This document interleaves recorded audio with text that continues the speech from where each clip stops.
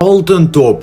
Aynan shu sovrin futbolchini boshqa darajaga olib chiqadi. Va agarda sizda ko'p emas, atgina bitta dona shu narsa bo'ladigan bo'lsa, bu hayotni muvaffaqiyatli o'tkazdim deb bemalol faxrlansangiz bo'ladi. Bu mavsum u uchun o'zi 3 ta da'vogar bor, ammo biz ikkitasi haqida gaplashamiz. Albatta bu Lamin Yamal va Usman Dembele. Do'stlar, bu videoni boshlashimizdan oldin sizdan ikkita dona narsa so'ramoqchiman. Bittasi obuna bo'lib qo'yishingiz, chunki qarabsizki 200 mingta bo'lishimizga juda oz qoldi. Ikkinchisi bu albatta like bosib qo'yishingiz. Agarda shu ikkita kichik shartlarni bajarib qo'ygan bo'lsangiz, endi esa yaxshilab o'tirib oling, yeyishga narsalar oling, chunki biz boshladik.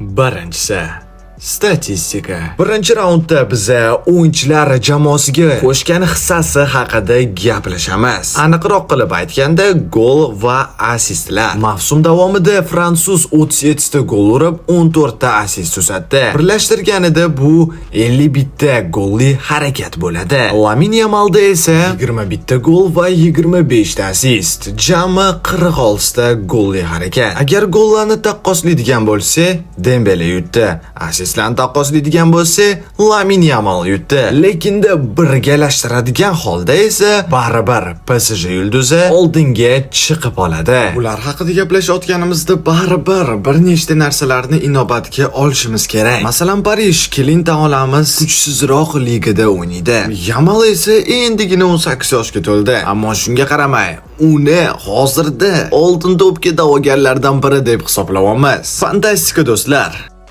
Keling endi sekin ikkinchi raundga o'tamiz. Bu yerda biz ularning driblingi, duellari va paslari haqida gaplashamiz. Bu raund boshqalarga qaraganda sal qisqaroq bo'lishi mumkin, chunki biz raqamlar bilan ishlaymiz. Masalan, Usman muvaffaqiyatli driblinglar soni 38 ta, Yamalda esa 139 ta. Kalit paslar: Dembele 61, Yamal 64 va oxirgisi duellar. Dembele 68, Yamal 242. Duellarga nima kiradi? Raqobat jamoaning o'yinchisiga qarshi birga bir vaziyat. Va bilasizlar, bu holatda bu yili Laminga yetadigani bo'lmadi. Shuning uchun hisob 1-1. 3-raund. Sovrinlar. Fransiya yulduzi bu mavsumni boshqalarga qaraganda ancha kuchliroq o'tkazdi. Nafaqat individual tarzda, balkimda jamoasi bilan ham. Va ular deyarli ishtirok etgan barcha turnirlarda g'alaba qozonishdi. Fransiya ligasi, Fransiya kubogi, Fransiya super kubogi va albatta Chempionlar Ligasi. Eslatib o'tamiz, bu PSG uchun birinchi marta bu sovrinni qo'lga kiritish bo'ldi. Ammo notaraf ham bor.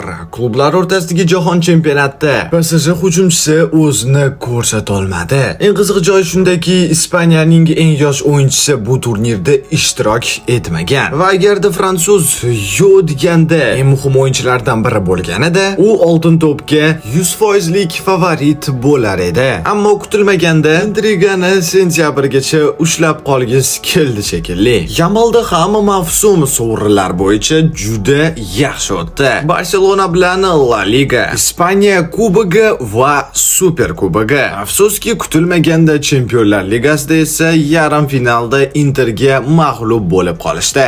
Bu raundda kelin durang deb hisoblaymiz. Chunki bir tomondan PSG albatta hamma sovrinlarni yutdi, ammo Fransiyada yutilganlari bu ular uchun deyarli 100% edi. Bu yerda esa Barselona Chempionlar Ligasi finaliga chiqa olmaganiga qaramay, Ispaniyada yuqori darajada bo'lgan raqobatchilik ichida chempion bo'lib chiqdi. Qisqacha, endi final raundiga o'tamiz. Bu yerda hech qanaqa ssenariysiz, hech qanaqa faktlarga qaramasdan ko'zimizni yumib, mana shu ikkita o'yinchilarning bizni esimizda qolgan eng sevimli, hayratda qoldiradigan lahzalarni eslab chiqamiz. Xo'p, birinchi bo'lib mavsum boshida oltin to'pga bosh da'vogarlar Rafinha va Mohamed Salah edi. Chunki ular boshqalarga qaraganda startda o'zini juda ham kuchli ko'rsatishdi. Ammo vaqt o'tgach bo'lgach, Chempionlar Ligasi boshlanganida sekin va sekin Lamine Yamal u allaqachon eng yuqori darajaga chiqqanligini isbotlashni boshladi. Keyin esa birinchi El Clasico Santiago Bernabeu stadionida 4-0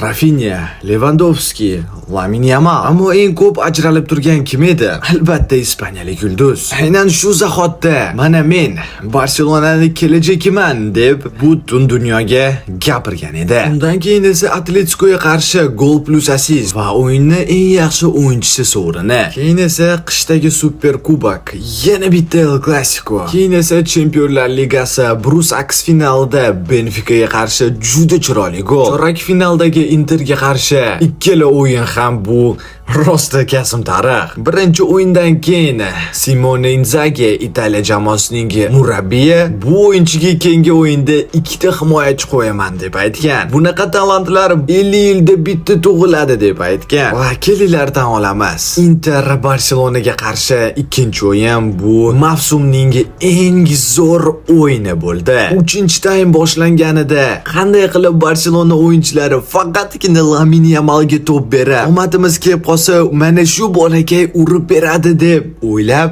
faqat u uchun o'ynashdi. Va urishga juda ham yaqin edi, ammo Sommer o'z qo'llari bilan Interni finalga olib chiqqan. Usmon Dembele esa mavsumning boshida Marselga qarshi ajoyib hat-trick qilgan, ammo oltin to'pga da'vogarlardan biri deb hisoblanmagan. Lekinda 2025-yil boshlanganida kutilmaganda har bitta o'yinda bitta, ikkita, uchtalab gol urishni boshlagan. Liverpoolga qarshi atigini bitta gol urgan bo'lsa ham, o'yinni ko'rganlar u qanchalik zo'r o'ynaganini tan olishadi. Shunday qilib finalgacha jamoasini o'z kuchlari bilan, o'z harakati bilan olib chiqqan. Va ishoning, agarda PSG Barselonaga qarshi Chempionlar Ligasi finalida uchrashganida, qaysi jamoa yutganida, aynan o'sha jamoaning o'yinchisi oltin to'pni 100% olardi. Ammo afsuski hamma narsa biz xohlaganimizdek bo'lmaydi. Bu raundda to'g'risi meni qaysidir o'yinchi kuchliroq deb ayta olmayman.